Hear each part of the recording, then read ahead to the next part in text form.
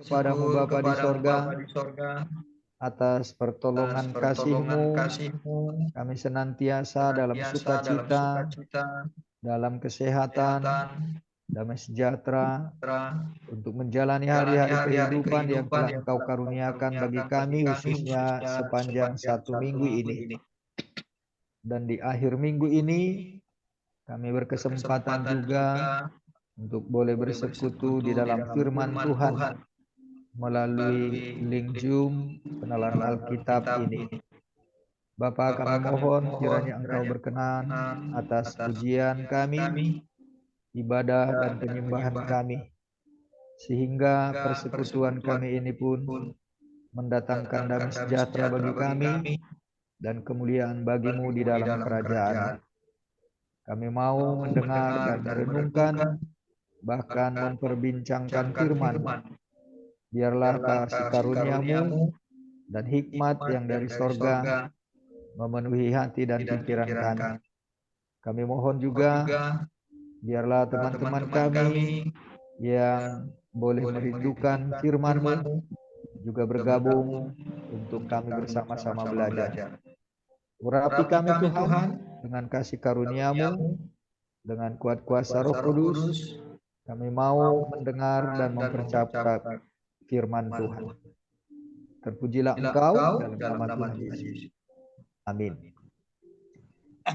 Firman Tuhan untuk kita diskusikan dengan ayat Alkitab untuk hari ini di Almanak HKBP.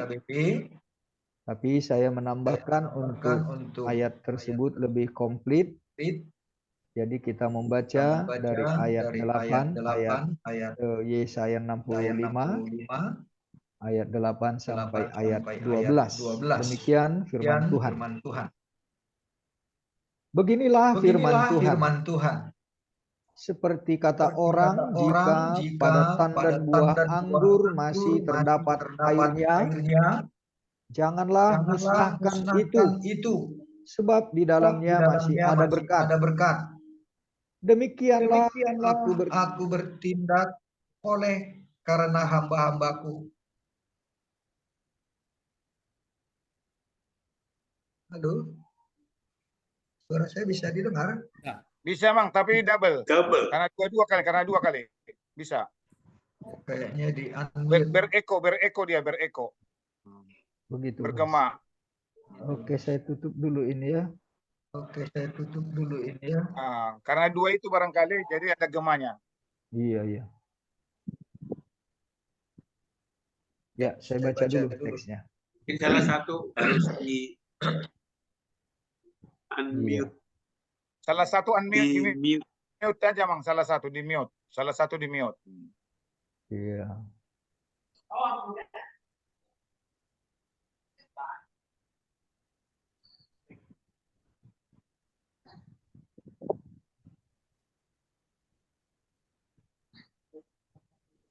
Kalau ini bisa dengar? Ya, dengar, Mang. Bisa dengar ya? Udah jelas. Bisa ya? Ya. Okay. Bisa. Ya. Tidak bereko lagi, saya sudah berhenti kan. Bagus. Ya, saya ulangi ya. Ya. Beginilah firman Tuhan. Seperti kata orang, jika pada tandan buah anggur masih terdapat airnya, janganlah musnahkan itu, sebab di dalamnya masih ada berkat.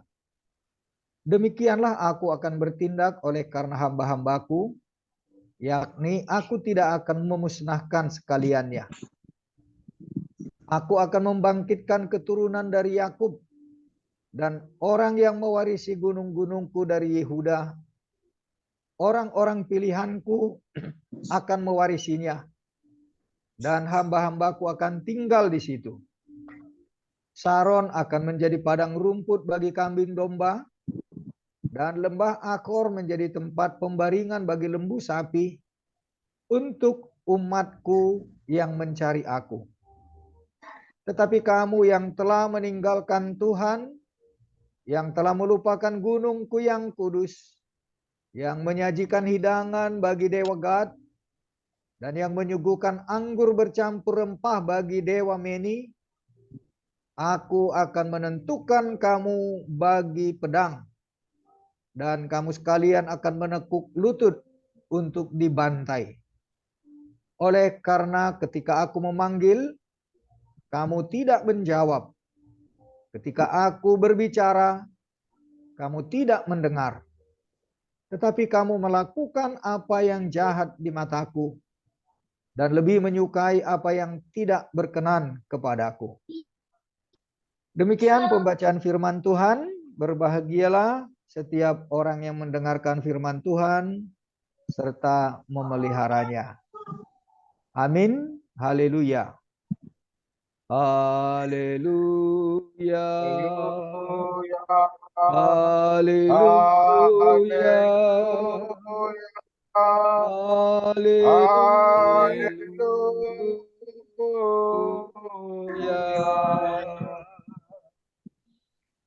Baik, Amang Inang. Oh, Inang belum ada yang hadir ya. Amang semua, saudara-saudara yang terkasih dalam persekutuan Zoom ini, terima kasih dan puji syukur kita boleh melanjutkan persekutuan kita dalam pembahasan firman Tuhan. Dengan topik membawa jiwa kepada Kristus, kita coba merenungkan dan merefleksikan Yesaya 65 ayat 8 dan perikopnya yang tadi sudah saya bacakan untuk kita. Orang baik adalah berkat bagi tempat di mana mereka tinggal. Allah menyayangkan suatu kota dan bangsa demi sedikit orang baik yang ada di dalamnya. Allah tidak memusnahkannya jika di dalamnya masih ada sesedikit apapun orang baik. Demikianlah firman Tuhan yang disampaikan Nabi Yesaya kepada bangsa Israel dalam nas kita hari ini. Israel adalah pohon anggur Allah, namun yang tidak menghasilkan buah. Tetapi Allah tidak memusnahkannya karena ada tandan buah yang masih terdapat airnya. Sekalipun pohon anggur sudah sedemikian kering dan layu, sehingga tampak tidak ada lagi saripati ataupun kehidupan di dalamnya, yang karenanya pengurus kebun anggur terdorong untuk mencabut atau menebangnya. Namun jika di dalamnya ada buah yang mengandung air sesedikit apapun, meski hanya dalam satu tandan, orang yang berdiri di dekatnya dan akan menyela dan berkata, agar janganlah itu dimusnahkan. Sebab di dalamnya masih ada berkat. Masih ada kehidupan di dalam akar. Karena itu ada harapan bahwa mungkin saja itu dapat menjadi hal yang bermanfaat. Betapa kita harus berkeinginan keras untuk mendapatkan kehidupan yang baru. Itu haruslah merupakan kehormatan bagi kita. Bukan hanya untuk berbeda dari orang lain, tetapi juga untuk memanfaatkan bagi orang lain. Israel memang berbeda dari bangsa yang lain. Namun lebih dari itu, mereka dimaksudkan oleh Allah agar dapat bermanfaat bagi bangsa-bangsa lain. Dan itulah hakikat panggilan Allah kepada umat Israel. Walau kenyataannya ya memang tidak seperti apa yang dikehendaki oleh Tuhan. Justru itulah firman Tuhan ini tadi justru menjadi mendatangkan hukuman. Demikianlah mereka merupakan pohon anggur milik kepunyaan Allah yang dirawat dan dipelihara oleh para kaum pemimpin yang justru lebih banyak menyengsarakan umat Tuhan.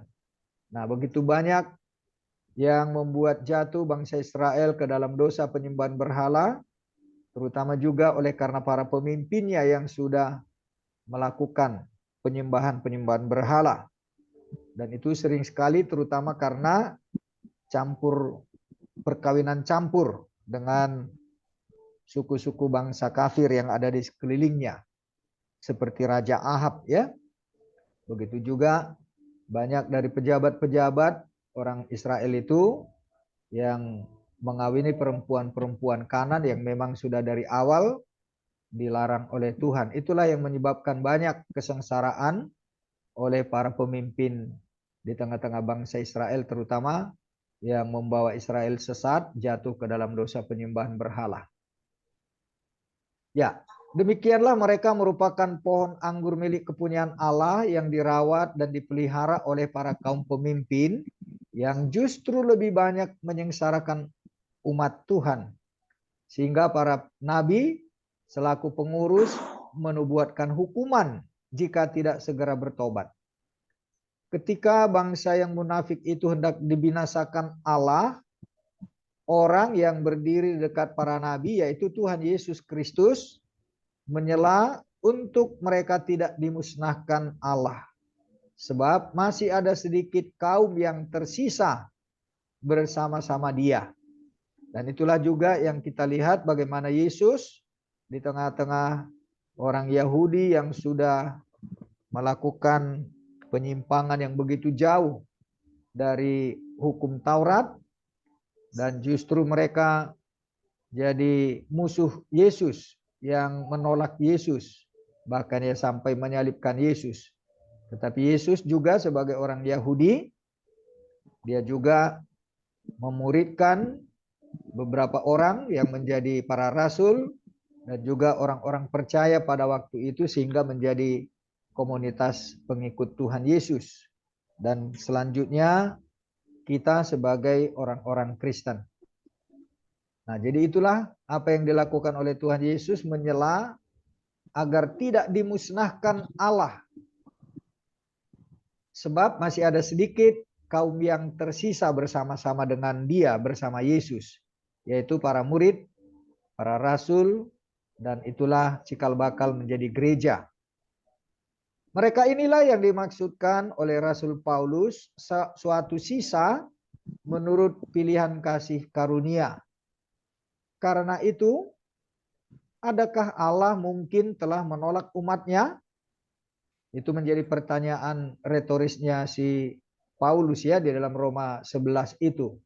Menjelaskan bagaimana bangsa Israel yang memberontak tetapi bukan ditolak oleh Allah. Nah, jadi jawabannya dalam pertanyaan retoris itu sekali-kali tidak. Mereka tidak ditolak oleh Allah karena ada sisa-sisa yang setia dari antara orang-orang Yahudi itu. Sebab Rasul Paulus dan para rasul lainnya juga adalah orang Israel, orang-orang Yahudi, keturunan Abraham. Mereka sendiri bekerja keras bahkan dengan mengorbankan nyawanya agar lebih banyak lagi yang bertobat untuk ditambahkan ke dalam jemaat. Dan dengan demikian diselamatkan. Baiklah Amang, inilah menjadi penjelasan dari ayat firman Tuhan Yesaya 65 ayat 8 tadi. Nah, untuk menghantarkan kita masuk dalam diskusi dengan renungan, ketika bangsa yang munafik itu hendak dihancurkan, Allah memisahkan dan mengamankan bagi dirinya sebagian dari mereka sebagai kaum yang tersisa.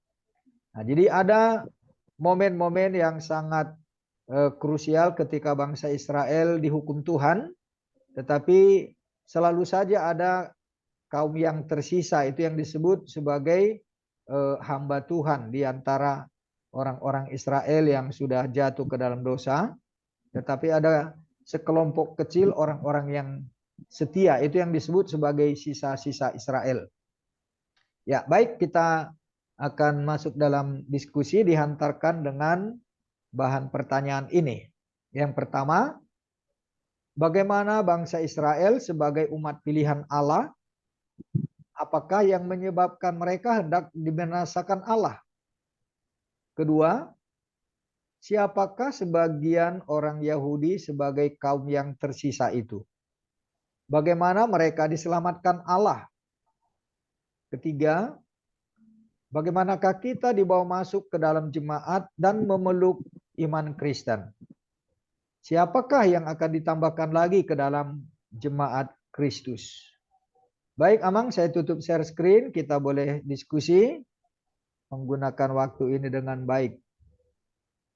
Semoga nanti tambah lagi teman-teman kita yang lain. Ya, silakan Amang Inang. Dangan gue pakai teh. Bulan hitam ada pe.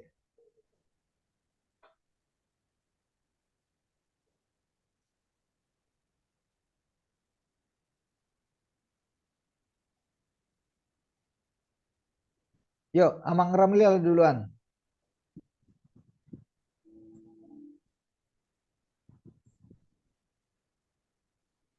Halo. Masih di mute itu Amang Tulang Oh. Siobing. Oh iya, sorry. Masih mute Oke, rupanya. ya. Masih mute. Nah, Ya udah kedengaran, Amang. sudah kedengaran, Bang ya? Sudah. Ini saya overall aja barangkali, tidak satu persatu pertanyaan ini, tapi saya agak menarik ini, bagaimana kita dibawa masuk ke dalam jemaat memeluk iman Kristen. Siapakah yang tambahkan lagi ke dalam jemaat Kristus? Ini dengan trademark HKBP, kita sudah Kristen. Cuma kadang-kadang dalam tanda petik saya bertanya, apakah kita sudah benar-benar Kristen? Saya perhatikan, apalagi kemarin saya baca itu ada titik warta ya, dalam rangka penginjilan ke Afrika katanya ya. Ada rencana dari pusat mengirim beberapa misionaris ke 12 orang. Afrika. 12 orang. Jadi dalam hati saya tergelitik pertanyaan begini, bagaimana merawat, mempertahankan, memaintain umat yang sudah di dalam? Apakah menjadi prioritas saat ini keluar? Saya khawatir dalam kondisi saat ini, justru yang di dalam ini bisa-bisa hilang semua yang ada saat ini. Karena metode perawatannya, maintenance-nya kulihat agak ini ya, agak seperti cerita tadi di awal. Ya. Suatu gereja katakanlah 500 kakak anggotanya, kali 3 berarti 1.500 jiwa. Ya. Hitung yang ke gereja tiap minggu, mulai sekolah minggu, remaja, orang tua. Nggak sampai 1.000. Kemana? Separuh lagi. Itu pertanyaan saya. Kemana setengah lagi jemaat itu? Kalau ini, berarti ada sesuatu yang miss, ada ya perawatannya, maintenance-nya, memanage umatnya yang disebut jemaat tadi. Aku kemarin begitu dengar titik itu ada rencana 12 orang dikirim misionaris dari HKBP ke Afrika, saya berpikir yang di dalam ini kenapa yang tidak dipelihara gitu? Kenapa tidak dijaga? Karena begitu banyak sekarang denominasi lain yang mengambil alih umat HKBP. Bahkan bisa jauh-jauh lah. Kembali kita ke kampung di hutan itu sekarang. Sudah banyak gereja-gereja di sana. Yang lain di luar HKBP. Ya. Bahkan mereka kelihatan lebih akrab. Betul. Mirip jemaat mula-mula. Ya. Persaurannya lebih bagus mereka kelihatan. Mungkin faktor kecilnya juga mereka ya. Jumlahnya tidak banyak. Dibanding yang kita yang tradisional sudah dengan macam-macam persoalan. Ini barangkali para pimpinan perlu memperhatikan ini. Karena sebenarnya sudah ada ancaman yang nyata terhadap umat, terhadap jemaat. Ya. Ancaman itu macam-macam lah. Ya. Kenapa tidak di-maintenance ini, tidak dipelihara, tidak dijaga? Supaya umat ini bukan hanya sisa-sisa nanti, supaya tetap terpelihara umat ini. Ya. Itu yang saya perhatikan sekarang. Apalagi saya sedihnya untuk sekolah minggu kurang perhatian, untuk remaja kurang perhatian. Seperti yang saya bilang tadi waktu awal sama kita. Umbiar do pandita, marupi punganama do ina sepado memperhatikan remaja dan sekolah minggu, betul. Jadi kalau anggaran kepada punganama do kaina hubereng atau patokin setujui. Tapi itu sekolah minggu do remaja, marpikir huriai. Bahkan metode pembinaan untuk sekolah minggu anaknya. Bagaimana kita bikin sertifikasi untuk guru-guru sekolah minggu? Bayar, iya. Nah, penting sinau sama guru sekolah minggu. Tidak jelas pembinaan profesi untuk guru sekolah minggu, padahal itu kan dasarnya, basicnya ya. Artinya kalau anak-anak kita tidak kita bina dari kecil, masuk ke remaja, gimana nanti udah besarnya gitu. Sekarang ada mismanagement saya lihat di AKBP ini. Tidak memperhatikan ada HP dok bunga-bunga Huria ya, yang sumber daya, sumber awalnya itu kan di sekolah minggu anak kecil. Ya. Padahal yang didirikan guru-guru sekolah minggu isinaulo. Tidak ada program khusus pembinaan siapa menjadi guru sekolah minggu. Bila perlu disekolahkan, dididik harusnya. Supaya bisa agak militan, agak bisa mengajar anak sekolah minggu. Ini enggak. Perhatikan di beberapa gereja isinaulo mah guru sekolah minggu. Siapa yang mau, itu aja. Terlepas kualifikasinya apa gitu ya. Betul. Remaja juga gitu. Padahal itunya kuncinya, itunya awalnya kan. Jadi Ya. jadi lebih fokusnya sekarang Aka Pandita Resort Hubereng terhadap ama dan ina. Lebih Ya. fokus. Punguan ama, punguan ina. Alana dia biar tong setunggal diahan non. Setunggal dia do gorni. Ya. Disuruh pindah dari mana kan itu. Padahal yang ini yang paling pokok ini yang ini di generasi-generasi muda ini yang harus dibina supaya menjadi jemaat militan. Ini harusnya yang jadi ini. Nah, itu barangkali masukkanlah itu Amang, nanti mana tahu Marsino dia lah Ya. Amang Ya. di pusat. Karena fokus. Nah, kemarin begitu kudengar 12 orang mau dikirim ke Afrika, bingung saya itu. Aduh, kita ini Ya. terlalu mencari nama, bukan nama yang perlu. Jadi cuma mungkin masing-masing orang siapa lagi pimpinan mencari sesuatu lah supaya apa ya, supaya ada tarik-taring nak. Ya, bisa ada tarik-taring nak. Nah julu ada pimpinan asal dibangun gedung, ada warna. Nuaing dibangun misionaris, ada namanya. Biar ada jejak itunya di situ itu. Padahal bukan itu yang menjadi prioritas menurut saya saat ini ya. Kondisi kebutuhan umat bukan di situ. Jadi Ya. bisa-bisa kita nanti seperti orang Israel terbuang, tapi bukan Ya. karena faktor ini, tapi memang faktor diabaikan. Abai. Diabaikan, ya benar, Ya. diabaikan. Abai. Dan ini dosa para pemimpin sebenarnya, mengabaikan umatnya Ya. jemaat. Ya. Jadi terus kita natoraskan, ay bulu ta abay nak kaya nakota kan borak dotong. Jadi di situnya masalahnya. Yang kita kasihnya perhatian, kita kasih arahan, kita kasih harapan dan doa, sehingga itu terngiang-ngiang di telinga si anak. Itu lah. Jadi barangkali itulah masukan nanti Amang Ya. dia ke Ya. rapor ini Perhalado, rapor ini pimpinan pusat, supaya jangan terlalu memikirkan supaya ada apa ya momen apa namanya itu ada jejak momentum apa namanya peninggalannya. Karena Hubereng beberapa tahun terakhir ini ada juga pimpinan ingin tertera namanya di gedung-gedung. Asa yuk gimana membanguni. Nah belakangan Hubereng asa adong tertera guarna bahwa dia menjadi misi keluar. Nah, berlindung di balik dengan para nomensen, membalas nomensen ini, nah kan aku dengar itu surat para pengembalaan itu. Aduh, ini nggak salah kaprah ini pikirku. Ya. Nah, dalam itu cuma dang bidang ini balik keluhan pribadi mai. Ya. Di benda diskusi doh kita. Betul. Mungkin bisa menjadi masukan itu, Mang. Itulah Ya. soal yang tersisa saya yakin Tuhan punya rencana dengan segala cara apapun yang dibuat dunia ini, dia pasti menyisakan umatnya. Kalau Tuhan sudah punya rencana, tidak akan ada siapapun yang bisa melarangnya dan menghalanginya. Posdoro hadisi. Dan kita yakin rencana Tuhan akan tetap tercapai, akan tetap terlaksana. Maju Ya. sana masukan Amang, melatih tambah kadungan. Oke, mulai tegudang Amang. Dan saya juga boleh memberikan ini juga ya dari apa yang sudah Amang sampaikan dengan komentar. Artinya kita karena mencintai HKBP kita ini ya. Ya, Mang. Ya memang karena kebetulan kita ya pada umumnya dalam grup ini adalah warga HKBP, bahkan para pemuda HKBP yang kalaupun kita membicarakan hal-hal yang berkaitan dengan HKBP bukan karena ada antipati atau niat-niat yang mau menjelekkan atau memojokkan, merendahkan, tetapi justru kerinduan hati kita bahwa kita sebagai bagian dari HKBP itu sendiri merindukan mestinya ada sesuatu yang lebih dari apa yang keadaan kita lihat dan rasakan, kita alami di dalam konteks kita ber-HKBP ini. Nah, karena itu saya juga secara pribadi ya ini juga menjadi kerinduan dan upaya yang selalu saya juga lakukan dan suarakan. Tetapi ya soal gugu teh dangalani gugu niba dan saya sendiri juga bukan siapa-siapa dan kalau Tuhan kiranya mendengarkan juga suara kita ini atau orang-orang nanti kita juga bisa diingat atau didokumentasikan apa yang kita bicarakan ini.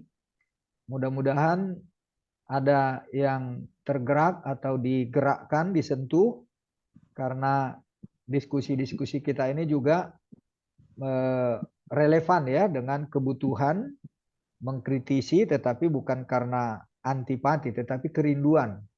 Bagaimana HKBP ini jauh lebih baik mestinya dengan apa yang ada dan apa yang harus dilakukan. Nah, jadi saya bukan mau memandang negatif, tetapi saya sendiri juga secara pribadi sepertinya, kalaupun saya tidak mau jadi membuat penilaian ya, tetapi sepertinya kesan 12 misionaris ini sepertinya terlalu berlebihan ya. Nah, jadi kalau misalnya gereja HKBP ini melakukan tugas yang benar sebagai gereja dari seluruh jajaran, ya mestinya semua jemaat itu harus menjadi misionaris, bukan 12 orang itu. Dan semua jemaat yang sudah malua, yang sudah maka tidak kaporsiaon, ya mestinya sudah bisa menjadi penginjil begitu. Nah, jadi artinya kalau kita bisa berdayakan sumber daya jemaat dan tetap berbasis jemaat ya, tidak harus HKBP seluruh dunia ini memberangkatkan 12 orang ke luar negeri, ya itu sudah ya mungkin kesannya seperti proyek mercusuar itu. Dan saya sendiri juga merasa itu seperti apa namanya ya, pencitraan ya. Mohon maaf lah kalau saya katakan seperti itu. Bukan artinya saya ada antipati ya, tetapi kerinduan hati saya itu sebenarnya seandainya jemaat itu betul-betul dibina atau visi pimpinan juga berorientasi kepada yang saya maksudkan itu ya, berbasis jemaat ya. Jadi semua jemaat itu harus menjadi misionaris dan harus semua jemaat itu diberdayakan untuk bisa melakukan tritugas panggilan gereja itu. Nah, jadi bukan hanya pertohonan pendeta yang menjadi misionaris dan bukan harus HKBP seluruh dunia yang membiayai sekian segelintir orang lah gitu untuk keluar negeri ya. Nah, jadi saya merasa miris juga, tetapi ya kenyataan itu bisa saya terima. Stephen Tong dalam videonya juga mengkritisi kalau dibandingkan dengan gereja Stephen Tong ya, gereja Reform Injili Indonesia itu, ya mereka baru berapa tahun lah, katakanlah 30 tahun ya. HKBP sudah 160 tahun, dia sendiri mengkritisi apa yang dibuat oleh HKBP, apa yang dibuat oleh GPIB, apa yang dibuat oleh GEMIM yang sudah ratusan tahun, sudah seratusan tahun dibandingkan dengan GRI sendiri. Dia berani mengatakan itu karena memang nyata. GRI sendiri berkembang pesat. Saya mengurut dada kalau melihat gedungnya yang begitu megah di Kemayoran itu ya. Di pusat kota metropolitan Jakarta mereka punya universitas. Dan itu menjadi perguruan tinggi yang sangat berkualitas itu. Nah, kenapa HKBP nggak bisa di Jakarta mendirikan rumah sakit, mendirikan perguruan tinggi? Bahkan gereja-gereja di Jakarta nggak ada peduli sedikit pun untuk dunia pendidikan.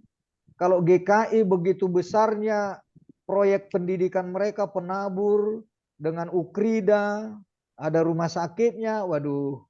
Nah, makanya saya sendiri merasa, aduh, kok HKBP ini tidak ada terbuka untuk melihat peluang-peluang apa ini ya untuk memberitakan Injil itu.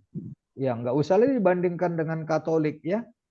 Nah jadi saya pikir yaitu tadi yang sempat sama Amang Ramli saya katakan. Mestinya kalau distrik-distrik yang potensial di daerah perkotaan lah HKBP ini ya. Ya contoh kecil saja kalau dibuat ada untuk sertifikasi guru sekolah minggu, guru-guru yang ada di guru-guru sekolah minggu di jemaat-jemaat itu di distrik-distrik yang ya kan sudah banyak pendeta yang S2 ya, S3 juga bahkan di Jakarta menumpuk itu. Doktor-doktor teologi HKBP yang sudah banyak pensiun tetapi nggak ada kegiatannya. Justru mereka mengajar ke sekolah teologi yang lain, menyuburkan sekolah-sekolah teologi karismatik itu mereka justru yang sudah pensiun ya, S2, S3 begitu.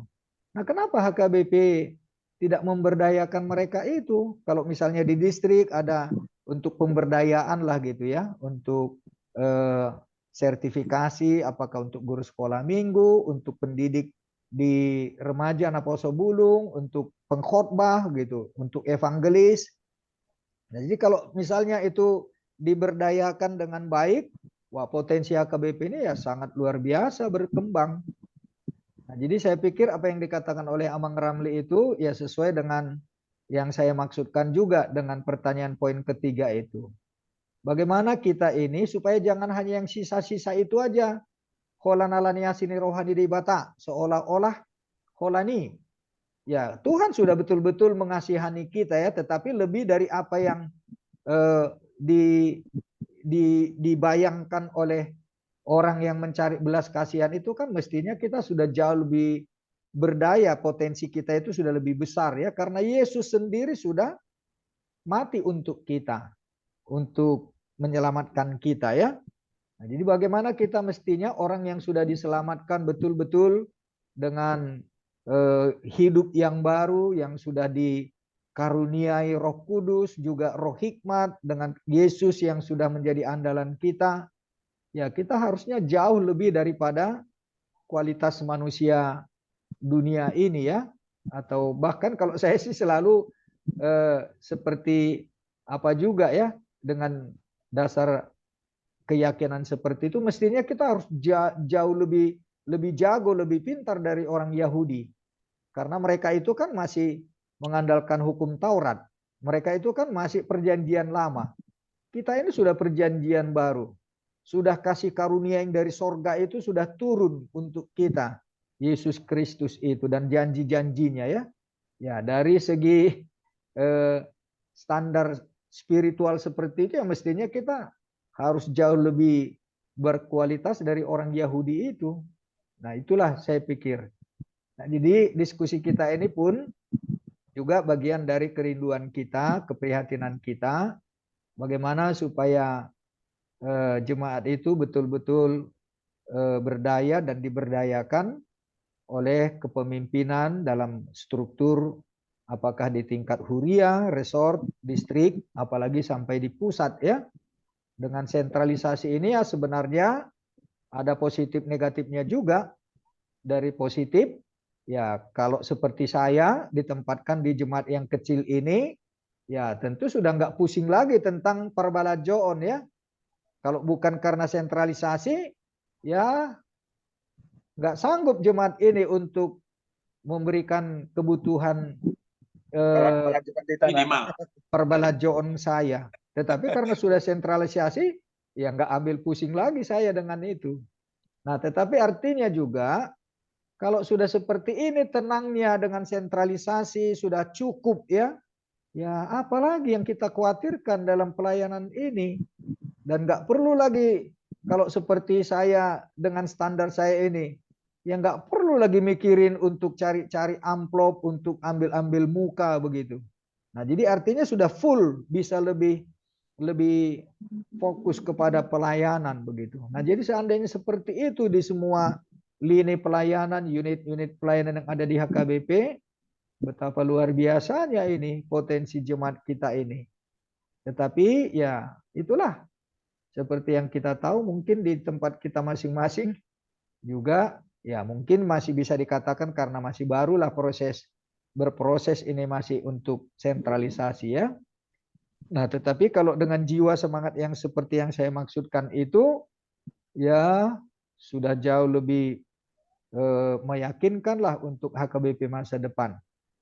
Tetapi ya kenyataannya ya masih banyak juga yang spekulatif ya di beberapa jemaat, apalagi jemaat perkotaan yang sudah terbiasa dengan parbalajoon yang jauh lebih tinggi daripada standar parbalajoon atau masa dinasnya. Oke, itu saya untuk menimpali merespon dari apa yang sudah disampaikan oleh Amang Ramli ya. Baik, silakan lagi Amang. Boleh juga Amang Guru Sintua Ginting. Arab situ ada Amang Dohot, Amang Sintua Marwatal. Kalau Amang Ramli ini evangelis ini. Pertonan evangelis. Tapi Tahunya terakhir. Iya. Nah, Mas, mulai Mas sudah gogo, Mas sudah gogo. Ya, silakan Amang Guru. Iya, mulai aja matulang Padita. Jadi, aku sebenarnya awak piedo taringot tu diskusi tahun alai songon padok ni tulang si obing lakinong coba maju secara umum melihat tulu poinon. Jadi memang holan alani na mga sahon asin ni rohani Tuhan itu hita dibayin buhi hita terus songonon buhi ta nikmati beribadah bersukacita rupani. Jadi ninaruhaku mohon mungkin alani kelompok sisai memang Ya, entah itu jemaat entah pelayan yang terus tekun berdoa. Ya, terus tekun berdoa. Tidak perlu ditunjukkan kepada umum alai di bagasan nama go puruha, nama mereng nama saon, martangi yang tutuhani asa toktong di pasu-pasu huriana HKBP. Jadi ido rasada parjulu buhado benota menumbuhkan tim-tim pendoa. Ya, tim-tim pendoa tagalakon jala i sangat penting don alana ay melalui doa do hita rupani boy berharap kepada berkat ni Tuhani. Padua rupani tulang perlu dora bayanota tapi kiri ini kumajo tapi kiri buhado mendesain atau mendefinisikan seperti apakah generasi HKBP 10-20 tahun ke depan. Ya. Dakyado pebinerang rupani songonoma generasi ni HKBP 10 tahun 20 tahun ke depan. Seperti apa perilaku mereka yang diharapkan dengan mempertimbangkan tantangan-tantangan masa kini. Aku maju sebagai bandingan tulang di amanami tulang cobing do amang utajulu dongata sabaribaan di awal tahun 2000 mereka sudah demikian hebatnya mendefinisikan tabereng manuaing buha generasi muda nasida di seluruh Indonesia. Memang secara fisik lo tabereng batabereng mana sida sian tamak kanak-kanak do penga tabereng secara fisik rupani identitasnya ya di seluruh Indonesia. Memang baru secara fisik. Ya. Alai militansi nasida petarida do. Betul. Dia omanan yang berengot tasawudulna buhado kita mendefinisikan seperti apa bentuk generasi pasong nedokon di tulang situbing.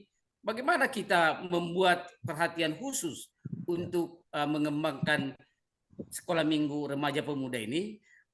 Jadi 10-20 tahun ke depan seperti inilah militansi warga HKBP yang kita harapkan. Ya. Tentu bukan hanya dengan rencana, tentu dengan upaya dan doa. Ya. Au bai maju tulang agak gajang rupani nikuta do hasil penelitian di Litbang di HKBP yang berbiaya miliaran alai mubasir do dang dimanfaatkan. Ya. Kemudian renstra di HKBP 2016-2020 cukup jelas do sabutulna adong do capaian-capaian adong indikator alai dak keau di evaluasi tidak pernah. Berapa banyak tenaga, uang, upaya segala macam untuk menghasilkan ini tetapi tidak ada mubasir sama sekali. Dia tersongonoma tulang rupani perlu kita kembangkan buhado ai gudang napistar di Uriah KBPO. Gudang. Alai eksekutor do naswado. Eksekutor nai. Jadi imara tulang naneng dohonok pasahatoku buha mahita melihat generasi muda 10 tahun ke depan seperti apa militansinya, seperti apa kualitas imannya. Tapi tantangan main apalagi generasi muda sopola dia tu sibe buhado dokmani apa itu dosa misalnya itu kan apa itu siapa itu Yesus siapa Allah HP nuaing satai maju di amang pandita si Erastus Sabdono ngadong tingkat-tingkatan Yesus lebih rendah dari Allah. Ngani narubani. Betul. Jalau terus lo di Zoom, di TikTok, di dia donuaing di Medsos. Viralkan. YouTube. YouTube. Dang dope sudah ngoboto kamu perpusatan progresif Kristen progresif ina. Boleh dong menyesatkan KP muda tak?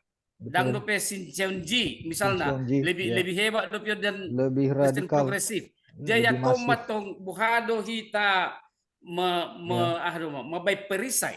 Ya. Menanamkan suatu kekuatan iman dogma. Ya. Itu generasi muda, anak sekolah minggu.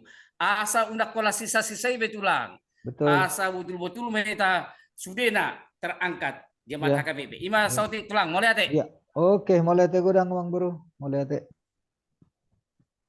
Yuk. Silakan Amang Sintua Marwatal atau Amang Ramli mau merespon tadi itu juga? Ya, Amang Hutajilula dulu. Ya, berarti emang beberapa 2 hari yang lalu saya mendapat WA atau kiriman dari, tidak tahu saya dari gereja mana ini. Anak-anak si Akan itu mengirim. Pertanyaannya begini, gereja kehilangan, bentar saya buka dulu ini ya. Kenapa gereja kehilangan kaum muda? Tadi hubungannya sama penjelasan Amang Ginting tadi. Ya. Ya, menurut mereka salah satu ya, memang masih bisa dikritisi nih pertanyaan. 40% itu karena pimpinan gerejanya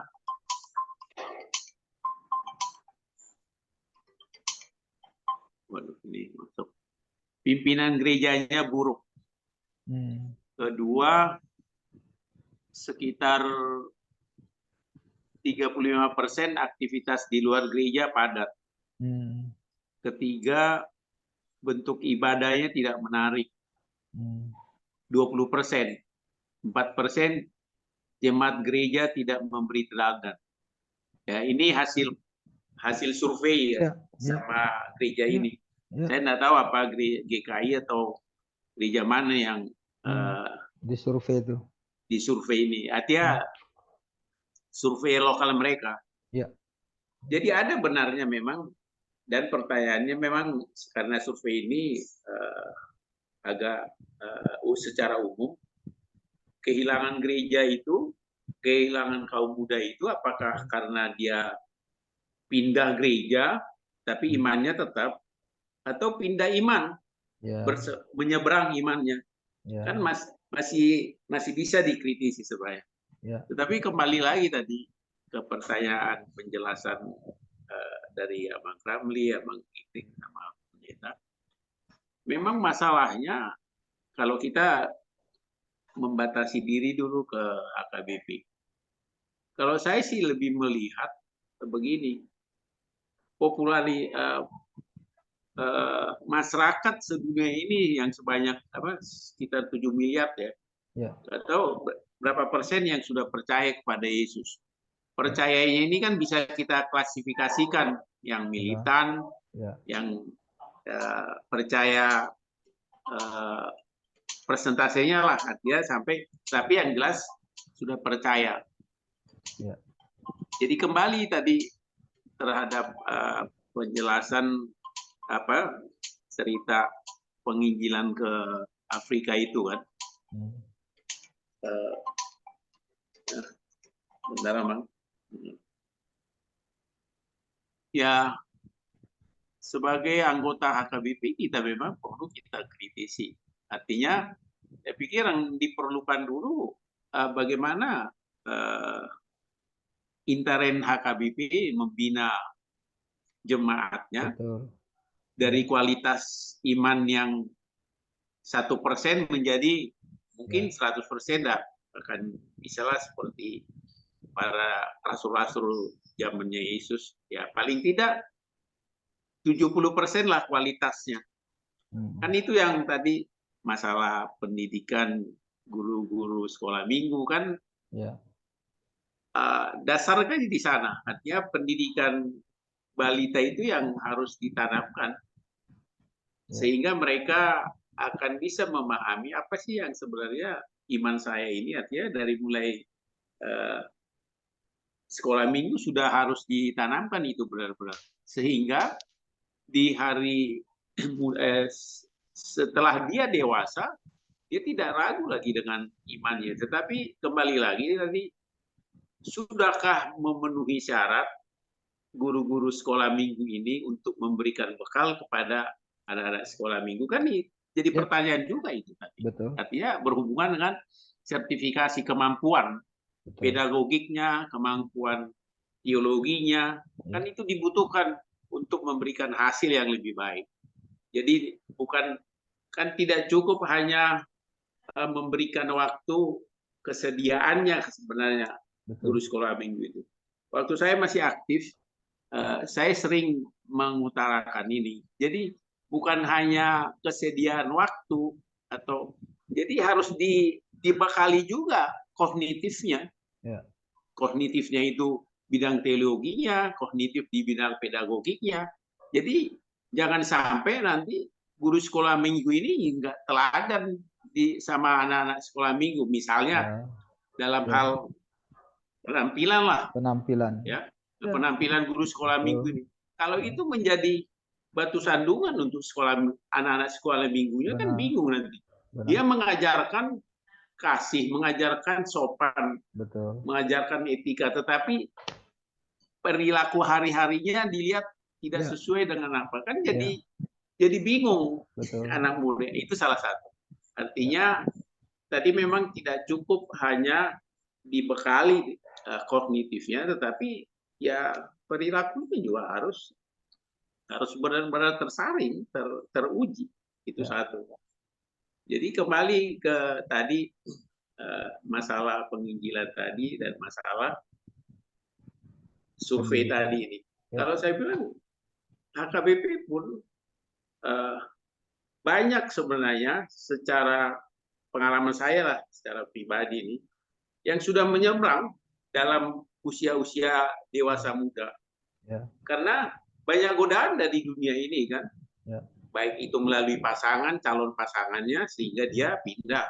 Baik itu pekerjaannya yang menuntut supaya dia promosi, ya dia gadaikan imannya. Kan banyak gitu. Mungkin di antara kita pasti ada, apakah itu kerabat, apakah itu saudara. Di catatan saya sendiri secara pribadi cukup banyak. Cukup banyak. Kan ini juga jadi masalah sebenarnya di intern gereja. Kalau saya mungkin lebih moderat. Selama itu selama si orangnya ini, si personnya ini masih mempercayai Yesus sebagai juru selamat buat dia, mau di denominasi manapun itu saya masih akan tolerir, masih akan bisa menerima. Dengan banyaknya, artinya secara umum kita sekarang di Indonesia ini kan banyak denominasi kan, dengan berbagai liturgi, dengan segala beragam variasi liturginya.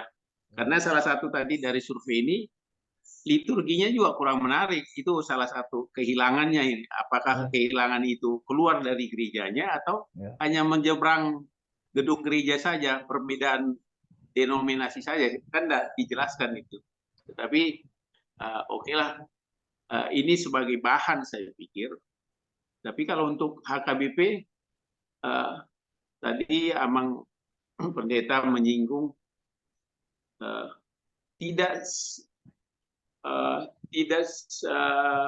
maksudnya kemampuan struktur organisasi GRI itu tidak sehebat atau tidak di bawah atau tidak di atas HKBP kan, kalau lihat strukturnya. Tetapi tadi abang Giting atau abang pendeta udah bilang banyak di HKBP semua, di jemaat HKBP lah, Ya, yang secara kognitif di atas rata-rata, betul. tapi tidak bisa diberdayakan HKBP mereka Ya. ini. Ya kenapa ya? Kan jadi pertanyaan itu.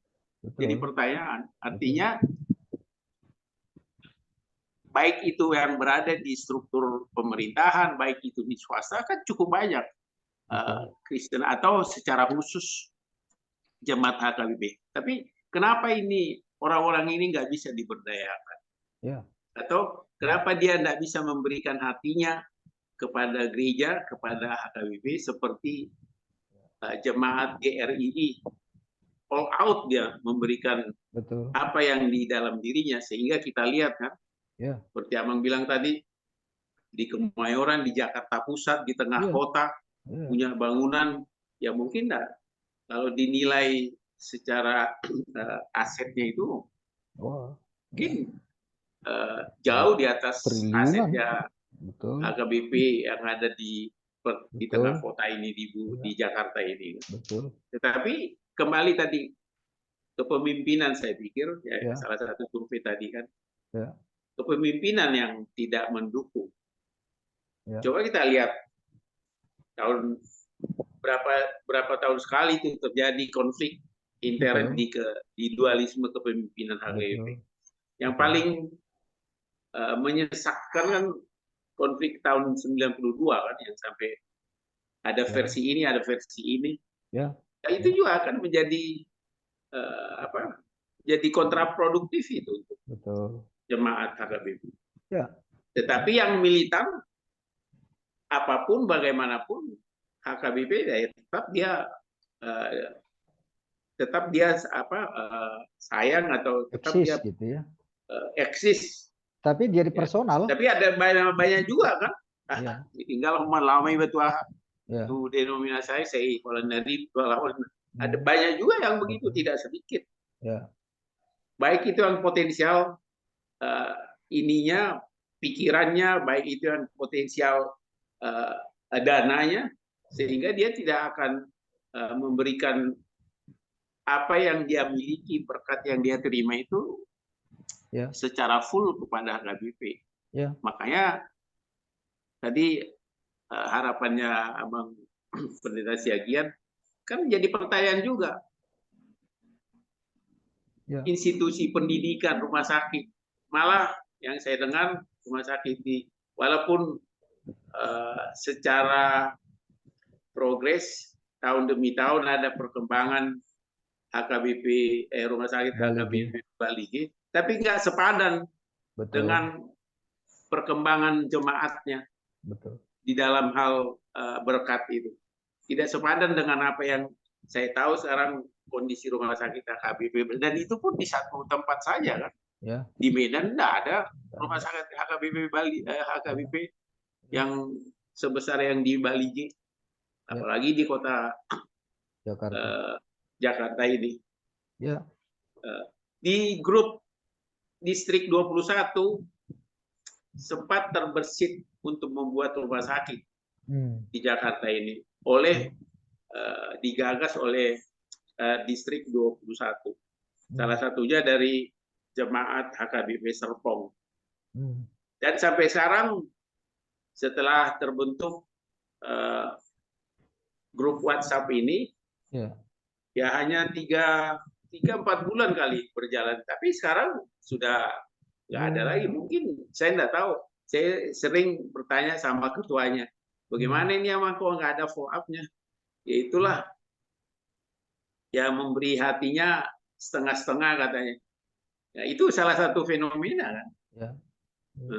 Itu sudah ada grup WhatsApp-nya itu untuk ya merancang lah untuk membuat satu rumah sakit, tetapi yang menggagas itu dari beberapa kita dari distrik, dari resort Banten, dari distrik Banten 21. Tetapi ternyata hanya gaungnya itu hanya 6 bulan. Sekarang nggak terdengar lagi kegiatan. Itu salah satu contoh aja ya, contoh yang sederhana. Jadi kembali tadi, kenapa sih tidak berkembang HKBP ini seperti gereja-gereja lain? Misalnya tadi kalau Abang Pendeta mencontohkan, mengkomparasi dengan GRI, saya pikir masalah kepemimpinan, Iya. karena itu sangat berperan. Betul. Orang jadi a priori terhadap seperti Abang tadi pernah cerita kalau nggak salah mau membuat satu panti werda terhadap salah satu anggota jemaat HKBP, kan ketidakpercayaan itu kan muncul. Betul. Dari jawaban yang punya aset ini kan. Sona buya porsian dalam quote and quote lah mungkin kaposan pendeta. Ya, dan itu fakta kan. Jadi itu salah satu saya pikir. Jadi bagaimana kita sebagai anak-anak Tuhan, sebagai pengikut Kristus, saya pikir apa yang bisa kita perbuat. Kalau saya pribadi ya saya perbuat mungkin secara lokal di HKBP Ciputat yang bisa saya mengekspresikan apa yang saya inginkan. Soal nanti apakah direspon ya belum tentu juga. Ya, belum tentu juga, artinya tadi kan berkembang dari tahun ke tahun kan, pola pikir jemaat ini kan berbeda-beda, tidak seperti apa yang kita pikirkan dia pikirkan terhadap HKBP ya. Artinya ada juga para sintua ini atau para jemaat ini ya udah asal terdaftar mau bagaimanapun itu. Si para haladoda juga asalnya terdaftar di Lumbu itu atau Edebek itu, tapi dia tidak memikirkan kualitasnya. Makanya sering saya pikir saya sampaikan di Jum kita ini doa syafaat itu, walaupun satu keluarga yang pisah rumah, tapi buat saya terbeban saya, kenapa dia bisa sampai pisah rumah? Karena di HKBP kan tidak ada kata cerai kan, nggak ada kata cerai kan. Mau pengadilan pun menceraikan itu, gereja kan tidak mendukung itu kan. Akhirnya karena dia pisah, ya akhirnya dibanlah sesuai dengan RPP-nya HKBP. Kadang-kadang ini juga jadi bumerang, Abang, karena terlampau, menurut anak-anak muda terlampau keras RPP-nya itu.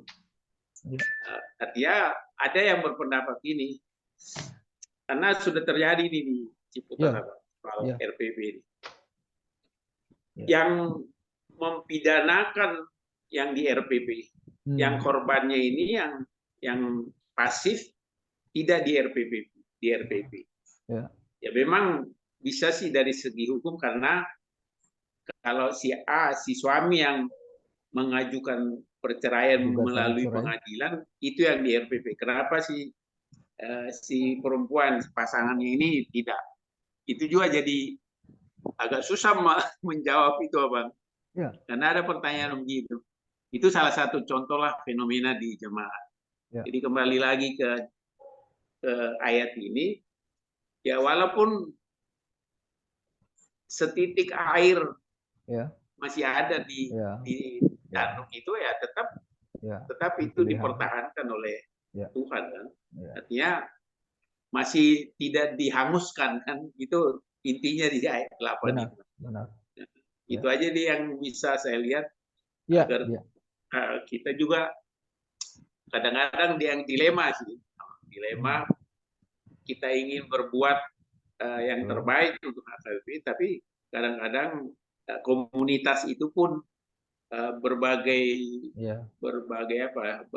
pola pikir yang tidak sejalan, apalagi tidak sejalan dengan pimpinan jemaat. Ya itu lebih repot lagi kan, lebih sulit lagi kita untuk meyakinkannya. Kalau antar jemaat kita atau di level-level jemaat lah masih bisa kita menjelaskan, tetapi kalau udah menyangkut pimpinan jemaat, ya nanti kembali lagi ya begitu dari pusat peraturannya kan udah susah menjawab, sudah berlindung di situ pimpinan jemaatnya, jadi agak susah menjadi berdebat atau memberikan masukan yang konstruktif terhadap perkembangan HKBP secara umum. Itulah yang berhubungan tadi dengan pertanyaan nomor 3 ini.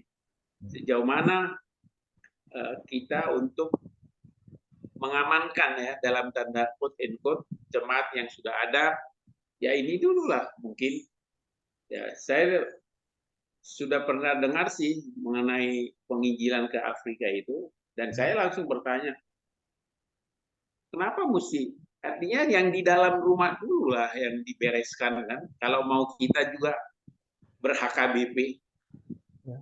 Tapi jawabannya ya kan penginjilan itu kan intern sama ekstern. Itu jawabannya. Untuk saya tidak tahu atau pembenaran itu atau benar, kan susah membedakan itu. Benar atau pembenaran, ya kan berbeda itu. Kalau benar kan harus ada dasarnya. Kalau pembenaran ya segala macam dicari. Betul. Kata-kata untuk membenarkan kebijakan itu. Ya. Sehingga apa yang ada di HKBP, di rumah HKBP-nya banyak yang tercecer kan. Betul. Tadi seperti Abang Ramli, Abang Pendeta, Abang Giting sudah memberikan gambaran-gambaran yang di dalam ini juga kan ini dulu lah dibenahi kalau mau. Bukan berarti kita tidak sensitif terhadap yang di luar sana agar lebih banyak masuk ke kandang yang ada di kandang domba ini. Kan banyak yang masih di luar kan. Domba-domba yang liar dan kambing-kambing yang liar. Ya. Nah, dan itu juga bagian tanggung jawab kita saya pikir. Walaupun hanya satu orang kita bisa masukkan ke dalam, saya pikir bukan soal jumlahnya kan. Seperti yang di Nats itu, cuma satu yang hilang tapi dicari, yang 99 kan ada. Ya. Nah, ya kalau saya ada ya udahlah, hilanglah itu. Ada juga yang berpendapat itu, baik itu Sintua, baik itu Pendeta. Ya. Jadi saya bilang ya bukan soal jumlah satu orangnya, tetapi kan dia udah hilang, dia udah menyatakan imannya. Tapi dalam perkembangan perjalanan hidupnya, dalam menentukan rumah tangganya, dia tergoda oleh dunia ini, sehingga dia menyeberang, dia meninggalkan apa yang sudah dia saksikan. Kan itu ironis saja. Salah di mana ini? Ya. Kan susah juga meyakinkan dia kan. Ya. Kenapa dia sampai bisa meninggalkan? Ya kalau ditanya ya karena ini pilihan saya kan. Kan sebelumnya dia udah pernah menyaksikan imannya di depan Tuhan, di depan jemaat. Tapi kenapa dia bisa mengambil kesimpulan itu? Ya. Mengambil keputusan itu. Dan mungkin kalau dilakukan survei di seluruh huria-huria di HKBP, minimal 10 orang ada, 10 kakak itu ada di setiap gereja yang sudah menyeberang. Saya yakin, baik itu sudah menyeberang langsung, baik itu masih bisa rumah dalam proses, tapi bukan keluarga lagi secara sosial. Nah, coba berapa ribu kuliah HKBP seluruh Indonesia lah, nggak usah dulu lah yang di luar sana. Itu aja emang yang bisa saya lihat dari gambaran ini. Jadi baik, agar kiranya kita juga ya bisa saja mengkritisi hal-hal yang tidak sejalan dengan firman Tuhan agar menjadi lebih baik HKBP ini dari tahun ke tahun. Ya. Right, Mak. Baik, Amang, terima kasih. Shalom, Narwastu, apa kabar di Papua? Selamat malam, Opung. Selamat malam semua. Di Papua sudah jam 10:30. Ya. Iya. Kami baru pulang. Oh, dari mana? Nganter pesanan. Oh, iya. Oke, ada dari Amang Ramli respon lagi dari Amang Boru Ginting, silakan. Diskusi kita ini cukup apa juga ya, sesuai dengan ini, relevan dengan konteks kita. Ya, secara khusus dengan Ya, ayat 8 ber-HKBP itu apa? ini. Iya.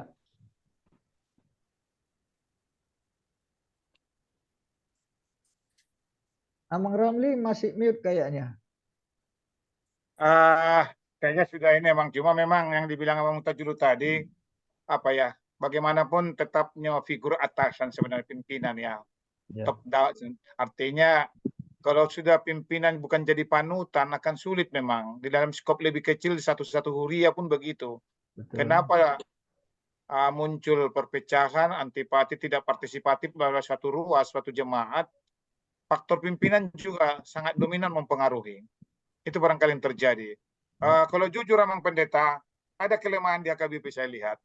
Untuk menempatkan pimpinan, katakanlah pendeta resort itu, Ya, beda dengan PNS Amang. betul. Kalau PNS itu untuk suatu jabatan ada tahap-tahap yang dilalui. Ya, Jadi tidak otomatis langsung di tempat duduk yang terhormat. ya, Mohon maaf, kalau pendeta begitu pandita di Ojakon, langsung terhormat. Tidak pernah mengalami dia menjadi pesuruh, tidak pernah mengalami di level lebih rendah, tidak. betul. Jadi tersangap, sehingga agak susah barangkali secara psikologis Ya, dikritisi ya, dan akan sulit menerima koreksi otokritik dari apalagi jemaat atau umatnya. Ai sipata sunna bidangna ale ya, hirani mana mangatusi sude. betul. Kadang-kadang jujur aja Mang, ada juga pendeta memanfaatkan ayat-ayat firman Tuhan untuk mencapai pembenaran ucapannya. Pembenaran. Pembenaran. Ya, Dipakai ayat itu di mimbar. Ngeri nggak? Ini aku bilang ngeri banget kayak gini. Ya. Padahal kalau soal tafsir banyak tafsir, bukan hanya seperti yang diucapkannya itu. Jadi dalam hati saya inilah bedanya. Kalau pejabat di pemerintahan ada tahap-tahap yang harus dilalui. Ya. Dia harus diklat, harus ini, harus ini. Jadi kalau di pandita tong duk sidong do guarna tahe. Langsung LPP langsung amang sudah sangat betul. Terhormat. Dakya gabi asisten. Dakya gabi pesurat tuh kan. Dakya disuruh mau fotokopi itu masalah kan. Oh, loh. Dakya disuruh mau fotokopi. Loh mang betes dakya. Langsung di parade. Dan ini bagi orang-orang tertentu secara psikologis akan sakutak karena dia nasohya mengalami songoni tersonggot do kornea. Kaget, kejut badan. Kasang hapon nih. Habis julura tiki haposonna. Dakya dia alami songoni sangat kan. Itu masalahnya. Karena memang perkembangan psikologis orang begitu, ada kekagetan. Jadi culture kaget ya, culture shock. Culture shock. Jadi memang uparwahon bah, songono dape. Bahkan kadang dak sesuai tuh keinginan oleh dipadugu-dugu sih. Dia domba jemaat itu. Itu nggak susahnya. Terjadilah hal-hal yang tidak kita sukai kan. Nah, itu yang kita kelemahan di pimpinan. Saya kira saya nggak tahu persis apa ya. Saya kurang tahu persis materi kuliahnya di STT itu apakah ada menyangkut manajemen dan mengatasi konflik. Nggak ngerti saya ya. Karena itu sebenarnya wajib, itu harusnya ada manajemen konflik dan pola ilmu manajemen harusnya ada. Nah, cuma saya nggak tahu persis mata kuliah di STT itu apa-apa saja gitu. Apakah murni hanya teologi, padahal sosiologi, manajemen konflik, manajemen wajib sebenarnya. Karena yang dihadapi manusia. Itu persoalannya. Yang dihadapi manusia, bukan barang mati. Nah, karena yang di-manage ini manusia dengan berbagai ragamnya. Nah, jadi di sini barangkali perlu evaluasi ulang. Tadi menarik tadi yang dibilang memang di sada-sada huria oleh marbedai kasih tua kepada itu akar ruas memang benar ya. Kadang-kadang menyangkut kepentingan. Tadi Amang bilang menyangkut sentralisasi, benar. Ada nonton dong nabi di huta-huta tempat ton. Ini malas nirohana Amang. Dengan gaji sentralisasi, asal katanya Amang ini tuh kami. Mulai hati Tuhan mainlah. Gajian yang tiap bulan, anggona jolo. Kalau 3 bulan 4 bulan dan gajian ala sedok kepeng hurian amin nah. Anggon waing, masuk tu rekening beriku, gajiku tiap bulan. Jadi una pola tongot camu balanjokku manina. Itu sudah ada yang bilang kayak gitu. Alai persoalannya adalah yang ditempatkan di kota dengan kebiasaan ada lebihnya, standarnya, itu berbahaya. Berbahaya apa? Mempertahankan itu dia dengan segala cara. Sehingga itulah muncullah sesuai dengan surat teguran di Purus kemarin. Pengembalaan. Banyak yang bermasalah, kerja-kerja di kota, tidak mengirim kewajibannya sesuai dengan waktunya. Ya. Tidak mengirim. Bahkan dicari-cari cara supaya itu tidak masuk di kelompok 55%. Ya. Dicari celah peluang supaya apa yang dikumpulkan dari jemaat tidak masuk menjadi kelompok 55% yang harus setor ke pusat. Nah, ini kan lebih jahat lagi nih menurut saya. Berspekulasi lah. Spekulasi. Dibikin cara, macam-macam caranya. Ya. Adalah macam-macam namanya. Berlindung di balik nama apapun itu. Supaya tidak masuk di kelompok 55% yang harus dikirim ke pusat. Waduh. Dak kurang malo ni Pandita mengarang-arangi. Malo dope.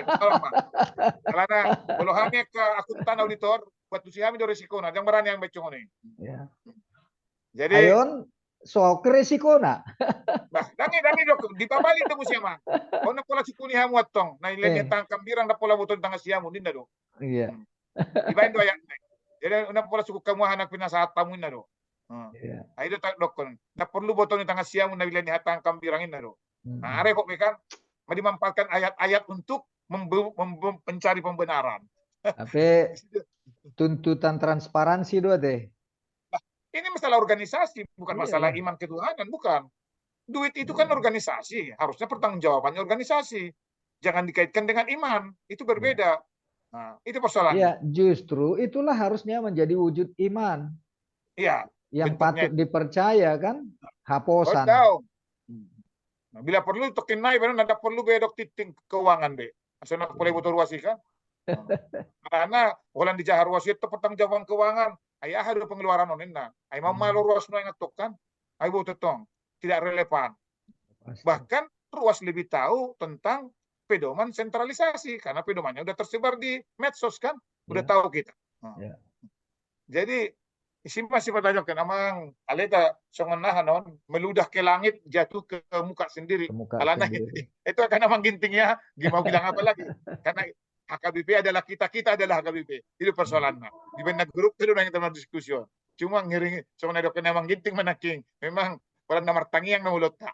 Dan yang benar juga memang kita berdoalah supaya itu bisa teratasi. Cuma sebagai orang beriman percaya ada masanya kelak bahwa itu akan teratasi. Cuma saya memang agak prihatin pada saat-saat ini. Enahu begitu titing 2 minggu lewat, 12 orang dikirim penginjil ke Afrika dan manduruk tujolo mah ada kebutuhan tiap minggu, tiap bulan sekian miliar. Bang Irina Inarwaku. Artinya ujung-ujungnya kan ujungnya duit dong. Tapi ruas pun dalam situasi sekarang sudah susah. Amarungu tunggu nasi dah bola-bola mandurung lobi senopat tali. Iya. Udah berat. Karena ekonomi lagi susah. Beda dengan orang yang berpenghasilan tetap. Kalau pasukan informal dari zona agak terganggu loh kehidupan banyak tuh di situasi ekonomi saat ini. Beda. Kadang saya dokong, gaya ada sebetulnya gereja sekarang bukan memungut, justru memberi. Ay gudang na PHK. Contohnya songka may Tangerangon. Gudak pabrik tutup nang Tangerang. Betul. Pabrik sepatu berapa? Pabrik konveksi berapa? 300 na menganggur. Kita tidak pernah diskusikan. Paling tidak minimal harusnya gereja memberi kebutuhan pokok. Katakanlah beras 20 kilo, entah apapun itu. Dakai data hamu ini kudu kasih tuh. Dakai data hamu ke ruas tanah menganggur. Alanit tutup pabrik niku. Iya. Nah ini contoh-contoh kecil lah. Saya yakin tempat lain juga sama. Tempat lain. Kalau kita jalan di kota, banyak ruko-ruko tutup. Dijual. Banyak pasar-pasar tutup. Mall banyak yang tutup. 300 na menganggur. Nah itulah. Harusnya kini tiba saatnya HKBP bukan mengumpulkan, tapi memberi makan umatnya. Tidak harus saat ini. Pada kondisi saat ini ya, situasi ini. Cuma nggak kepikir sampai ke sana. Alana diangkat dobe karya ada kewajiban dobe na misionaris 12 on Natu Afrika Kubering. Tiap gereja sekian ratus juta kewajiban. Wah, makanya tiap minggu dibikinlah manduruk tujolo untuk itu. Agak bimar dosa rojol maikan. Agak bimar dosa dokter. Ada maro tujolo manduruk tujolo. Olah tangan na dumada butuh poti. Ada isi na nga dong. Apa na may iba mang doh matujolo. Ada olah tangah ko bukanin na. Nah, inilah contoh-contoh kecilnya ya. Jadi itu kan sudah ini ya, sudah menjadi batu sandungan sebenarnya ya. Batu sandungan. Ada yang mengaku kayak gitu sama saya. Doh da tujolo mang. Ada olah tangah ko buka. Rasa sedang mardosa biasa, rasa ke pekubuan. Nah huripo do olah nyopat tali mandurung. Sebelum marjamita sada A sada B, dusidung marjamita 2A 2B, tapi adong 27 dulu. tua kamisionari sonina bapak rebok Iya. benar. Iya tuh. Nah, ini contoh-contoh kecil lah. Lalu memang ada banyak ham renungan mah dihita dan inilah kenyataan Ya. dalam kehidupan ini. Ima jomang, mau lihat mang, saya mang. Baik, terima kasih. Shalom Inang Rosalia. Wah, Kak Selamat Rosalia udah malam. gabung nih. Apa kabar di Kebun Jeruk? Maaf terlambat. Enggak apa-apa. Sian Maaf, nakin mau terlambat. sudok amang inang HP song akai nado peronakin. Jadi sonari ngabui dohonon amang inang kan? Udah amang inang. Ya, bagaimana dari Inang Rosalia dengan topik ini kita tadi diskusikan bagaimana umat Israel yang dikasihi Allah tetapi tetap dengan tegar tengkuk dan akhirnya Tuhan mau hukum, mau basmi binasakan tetapi kasihan juga karena masih ada sisa-sisa yang setia. Nah, jadi tadi relevansinya mengkritisi kondisi konteks di HKBP yang akhir-akhir ini hangatnya dengan memberangkatkan 12 orang para pendeta ya untuk menjadi misionaris ke Afrika itu. Nah, Sebenarnya saya pun nggak tahu ke negara mana. Afrika. Afrika Ya. lah. Ke Ada negara-negara mana aja. ya pokoknya Afrika lah. Ada beberapa negara itu di Oh, satu jadi emang juga nggak tahu ke negara mana. ya Jangan di saya Papua di tinggi, jangan di Papua. oh, saya juga nggak gitu tertarik negara mana, tetapi pokoknya 12 orang para pendeta muda HKBP menjadi misionaris ke Afrika. Nah, jadi saya katakan Kalau tadi, saya juga Bang, sebenarnya saya juga nah, gimana Nang? sebenarnya saya juga kurang setuju kalau ditanya pendapat saya. Di Ah. Indonesia aja belum beres. Kenapa nggak ke Indonesia aja dikirim? Dalam negeri. Kenapa harus ke Afrika? Lebih spesifik lagi, di Tanah Batak pedang beres loh ini Oma. Iya. Nah, jadi APB yang gencar ke Tanah Batak sekarang. kalau saya tadi katakan, ya mestinya kalau HKBP ini dengan baik dikelola, dilakukan pembinaan, pemberdayaan, ya harusnya semua warga HKBP menjadi misionaris, menjadi penginjil. Jadi bukan hanya 12 orang itu saja.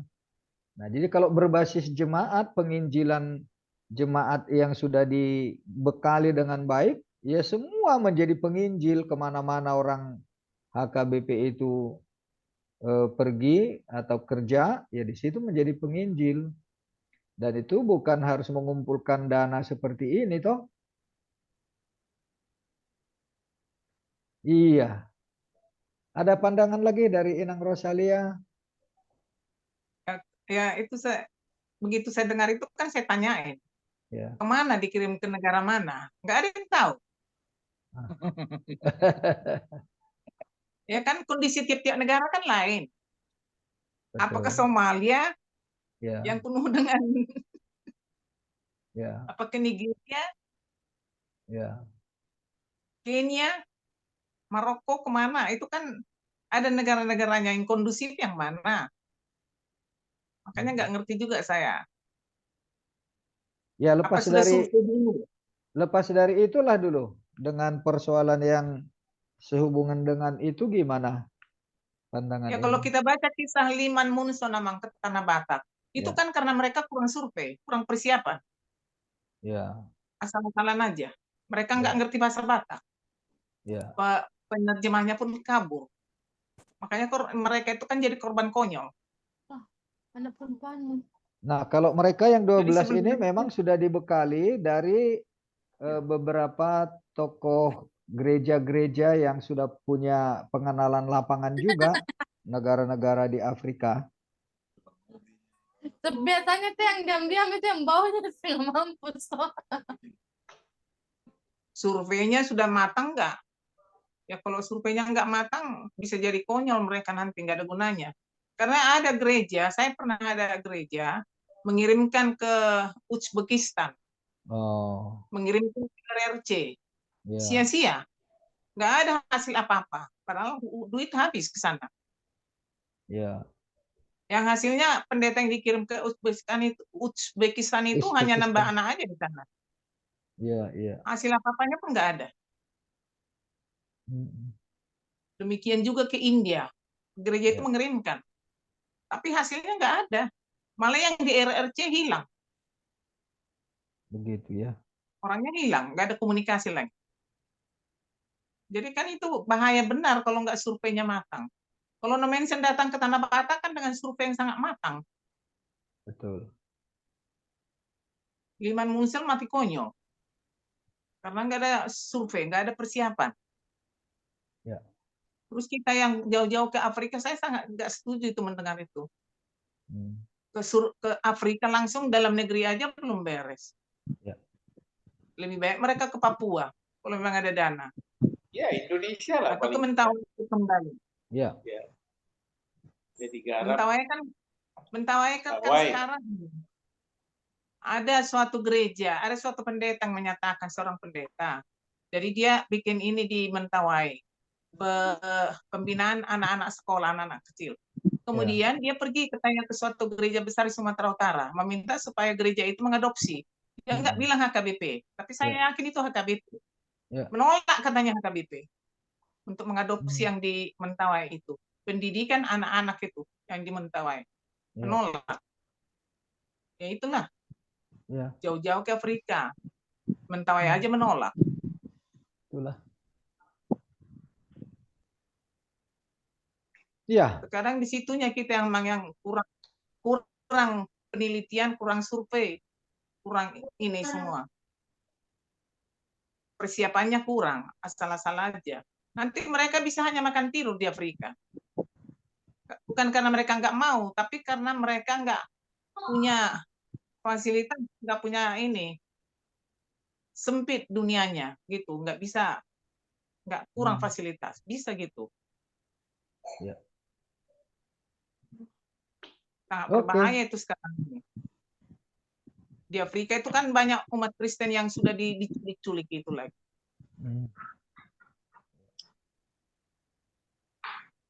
Baik. Ada lagi dari kita?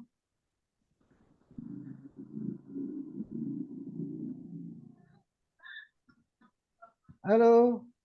Tapi ada yang mau saya tanya, Ama. Boleh dari Iya. tempat lain? Bagaimana, Non? Boleh dari ini lain. Dari? Jadi dari apa pasal apa lain gitu. Topik lain maksudnya ini. Oh.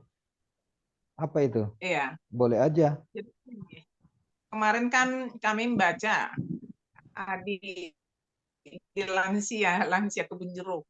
Ya. Membaca Matius 13. Ya.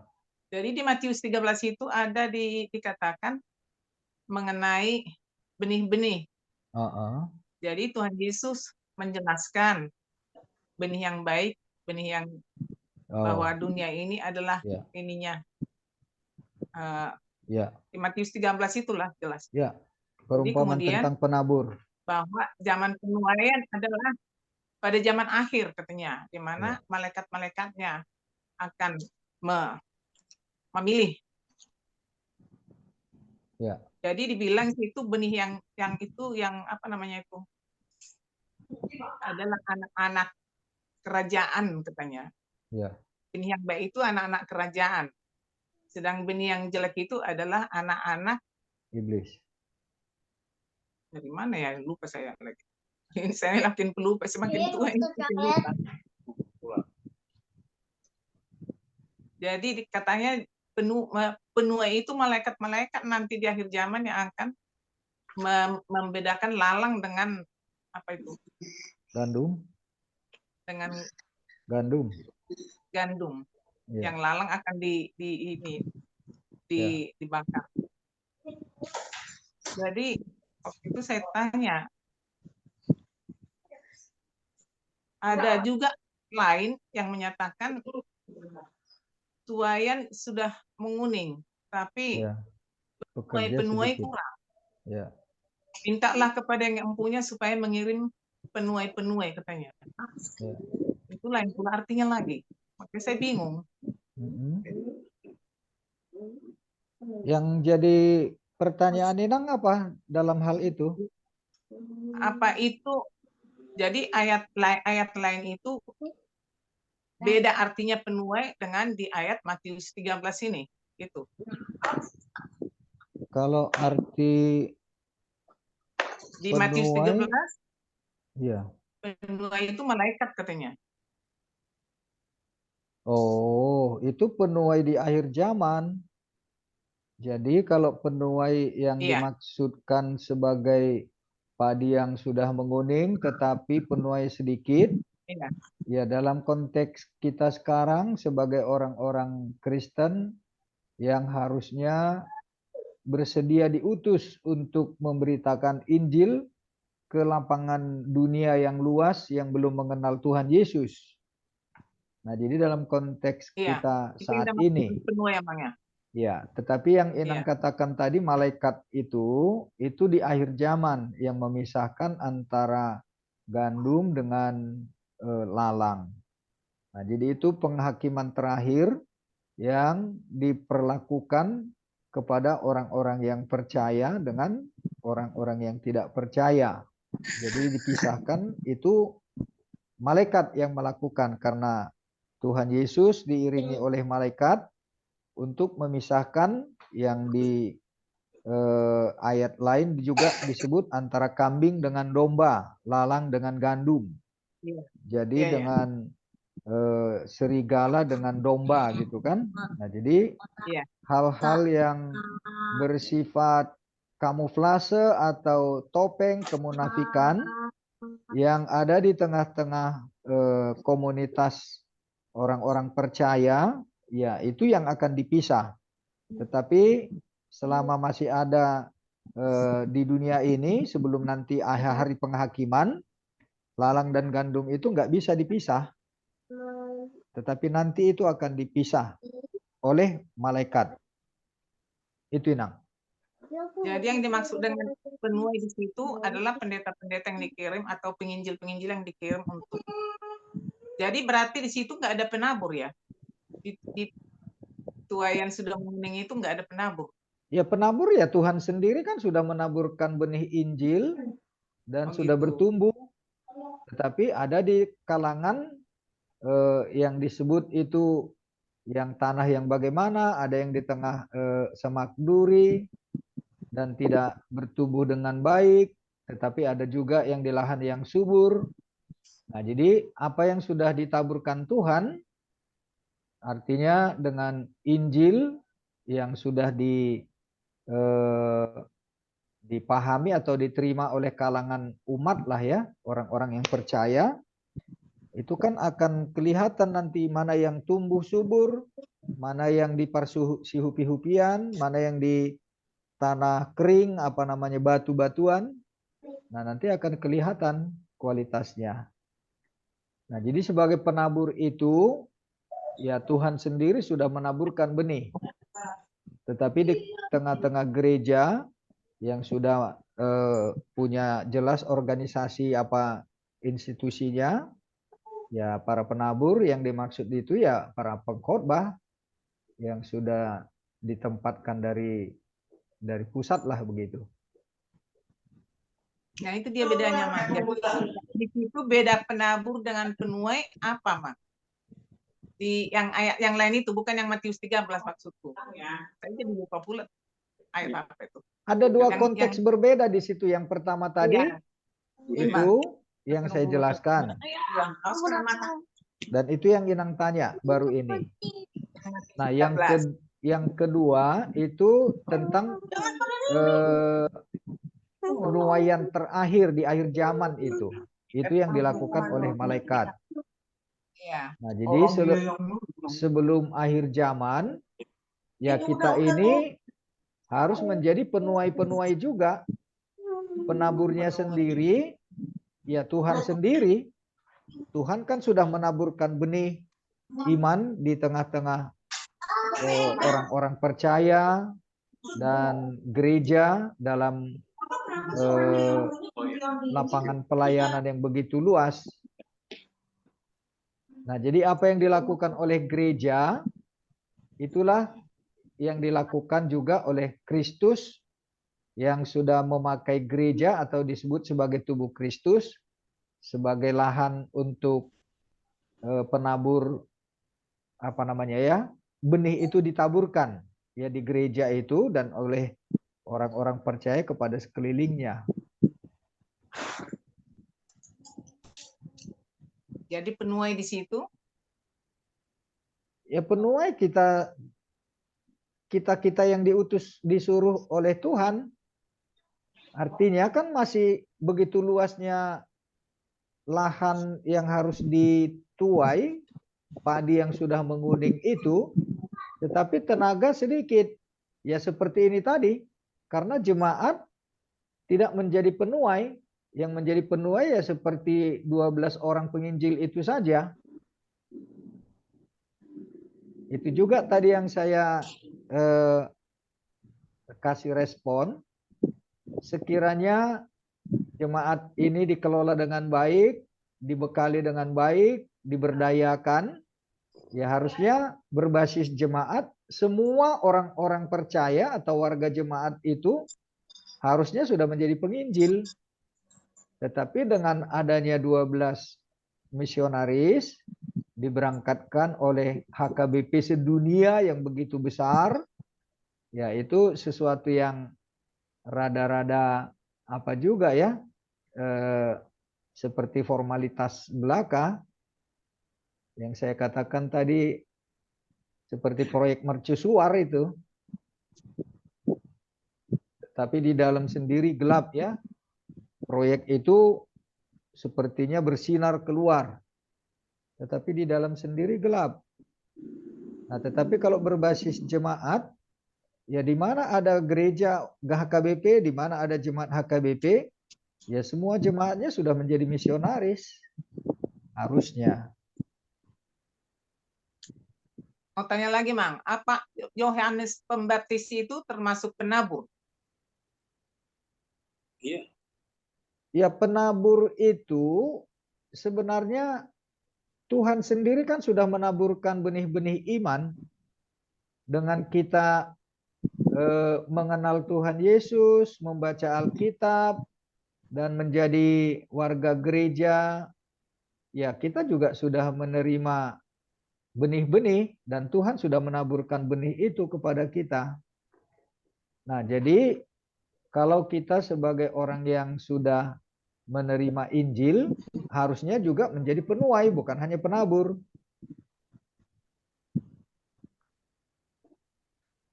Ada dua hal yang berbeda yang Inang mau maksudkan itu tadi ya, kalau penabur dengan penuai. Kalau penabur yang sesungguhnya, Tuhan sendiri sudah menaburkan kabar baik, cuma karena lahan luas dan begitu banyak manusia di dunia ini yang belum percaya, ya dibutuhkan penuai-penuai. Tuhan sudah menaburkan benih-benih Injil, kebenaran, ya semualah nilai-nilai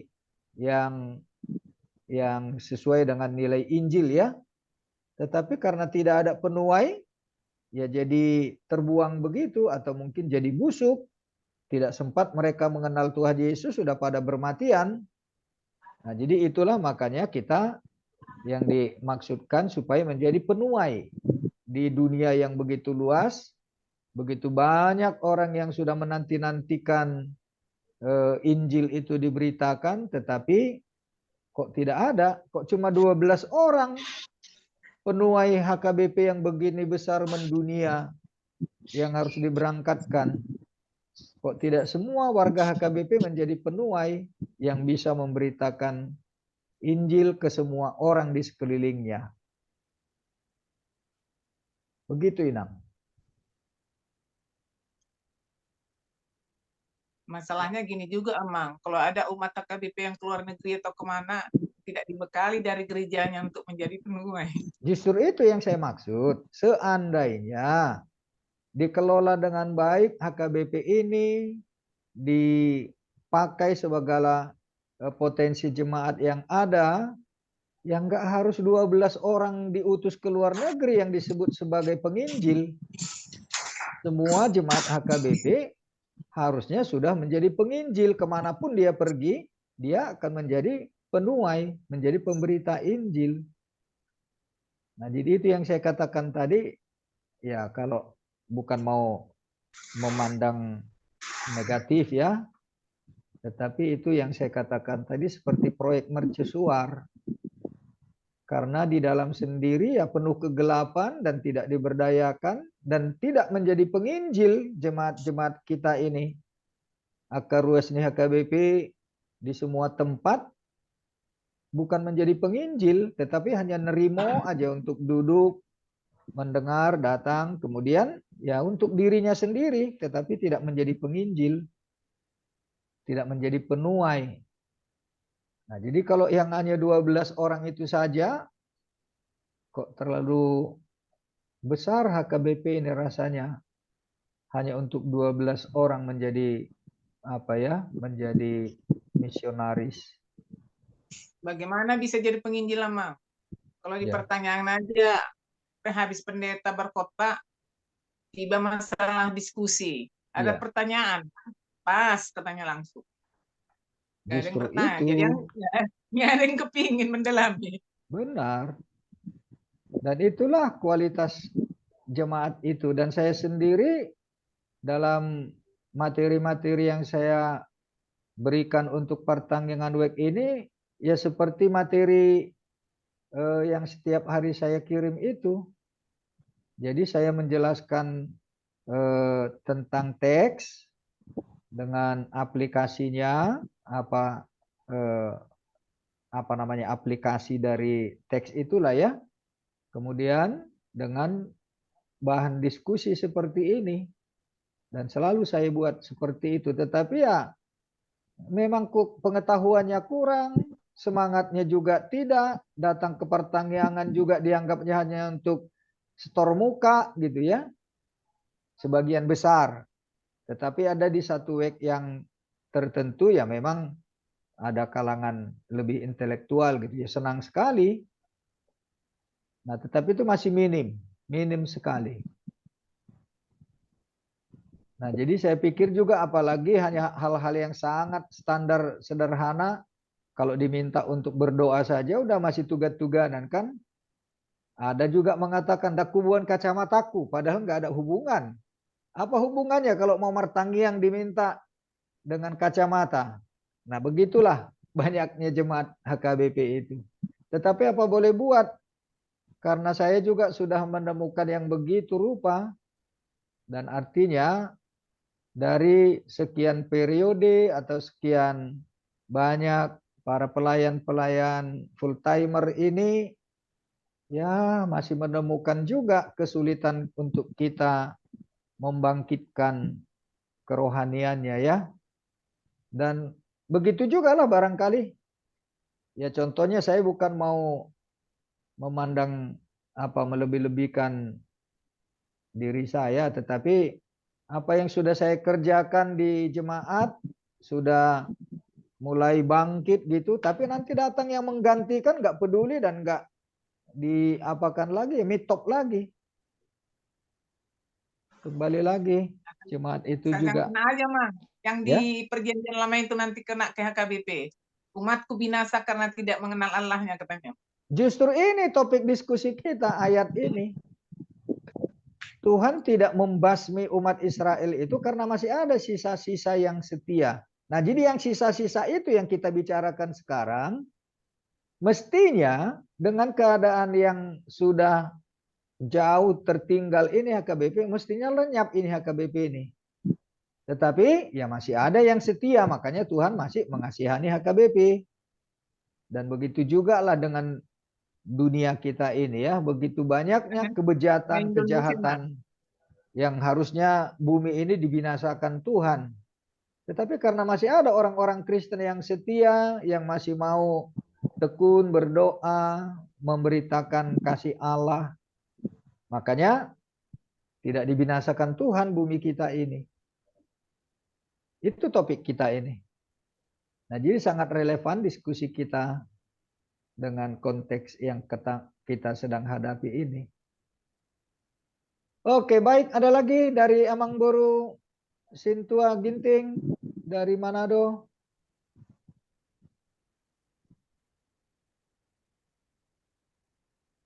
Mute masih suaranya Amangboru. Ya, saya pikir sudah sudah sangat apa namanya luas pembicaraan kita.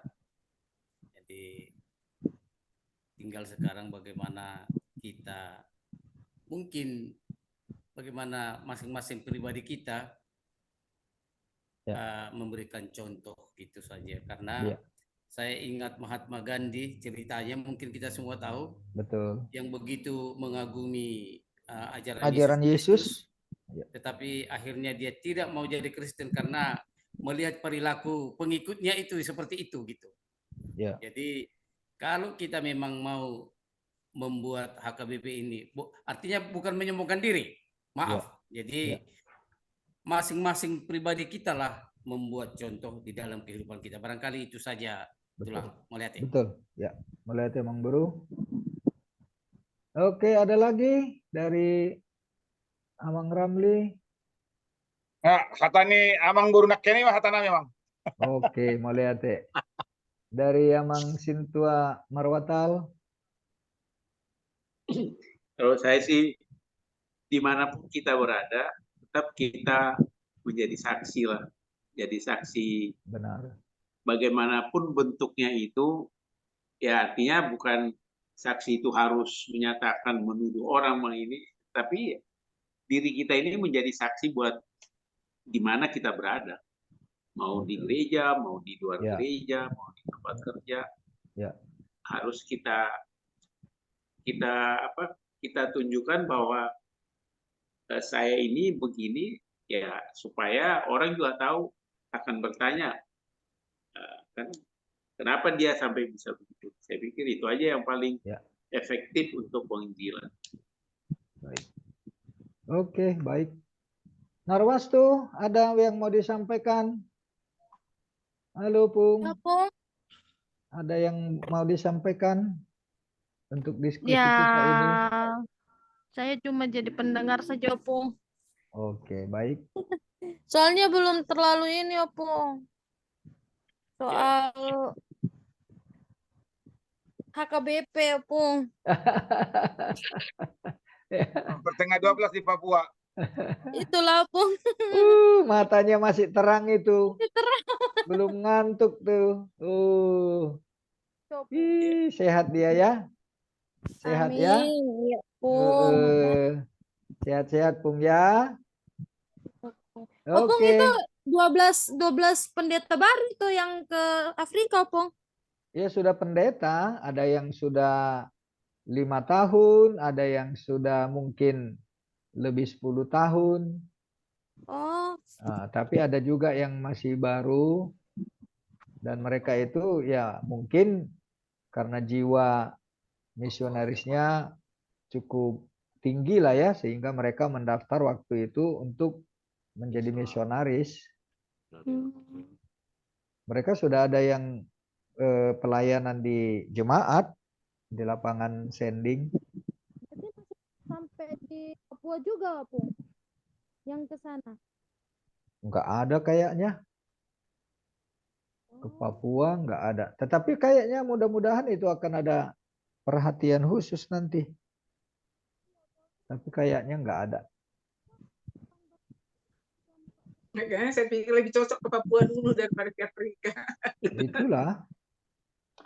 Ya, makanya waktu saya di Papua ya ada program saya yang cukup besar tempo hari, tetapi ya dengan segala berat hati akhirnya saya tinggalkan karena ada ketidakcocokan dengan internal, dengan pimpinan distrik juga waktu itu, dengan sesama pendeta yang tidak bisa satu visi. Ya akhirnya ya dengan patah hati lah saya tinggalkan itu Papua tempo hari. Iya, soalnya kalau saya bertahan bisa jadi pecah juga konflik jemaat. Ya lebih baik saya yang pergi daripada kalau saya bertahan bisa jadi konflik. Tapi malah sekarang memang di Papua, di NTT, sama di Sulawesi itu JK kan sudah sempat mendirikan Islam Betul. di mana-mana. Betul. Betul. Justru itu keprihatinan saya dari dulu waktu saya mahasiswa praktek ke Papua tahun 88. Saya ditempatkan di Biak, tapi sempat ke Wamena. Itu yang membuat saya prihatin. Waktu itu ya belum ada, boleh dikatakan belum ada lah Muslim dulu ya. Iya. Segelintir. Tetapi sudah ada Islamic Center begitu besarnya di pusat kota. Di Biak, di Wamena. Wah, luar biasa itu. Dan menggiurkan emang. Oh iya. Nggak usah bayar sekolah. Betul. Nggak usah bayar uang apa-apa. Diberikan baju seragam. Iya. Sama itu.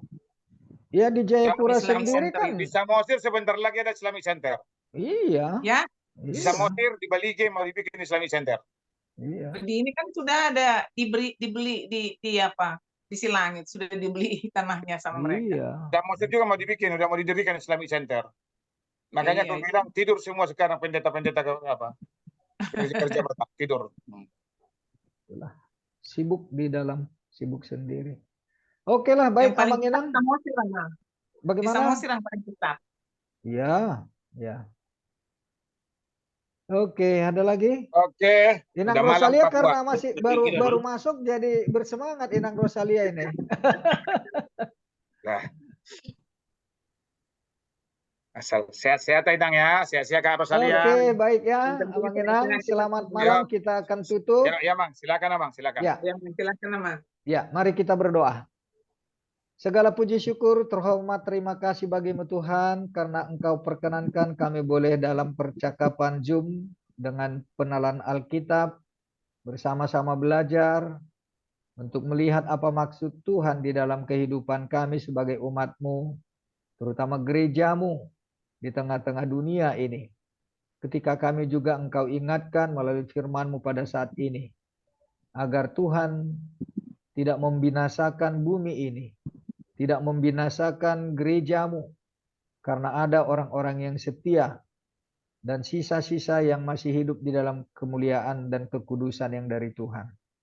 Terima kasih juga Tuhan, jika Tuhan juga berkenan atas kehidupan kami, dalam diskusi kami ini kami mau agar kami juga boleh menjadi penginjil-penginjil pemberita kabar baik yang menekuni tugas panggilan kami di tengah-tengah dunia ini. Berkati dan urapi para hamba-Mu, juga gereja HKBP secara khusus yang memberangkatkan pada waktu yang akan datang, yang waktu mendekat, para misionaris ke Afrika.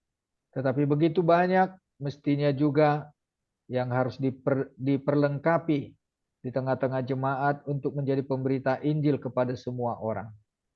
Karena itu Bapa, biarlah dalam kemurahan-Mu saja, gereja-Mu HKBP dan kami sebagai umat dalam pelayanan kami, juga dalam kehidupan setiap orang-orang percaya, boleh senantiasa menjadi saksi yang memberitakan kerajaan Tuhan di tengah-tengah dunia ini.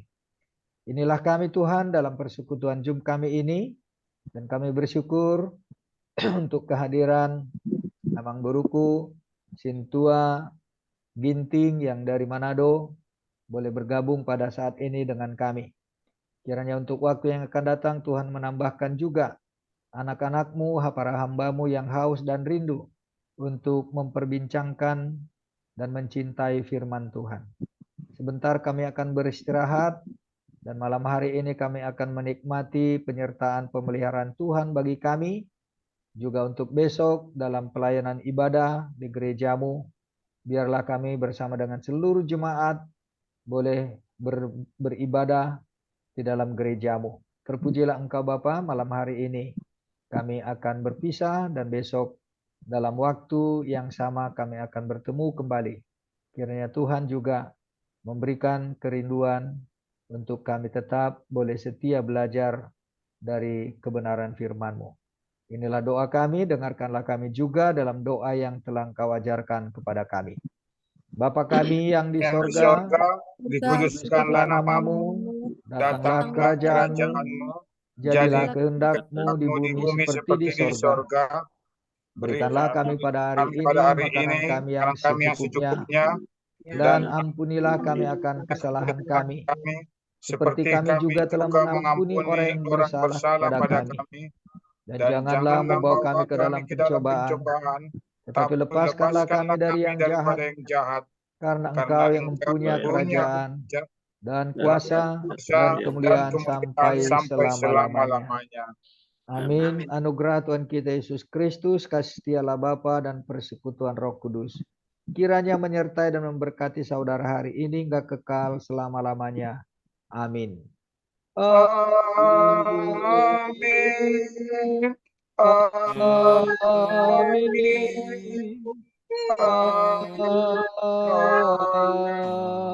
Amin. Shalom, Mamang Inang. Selamat malam.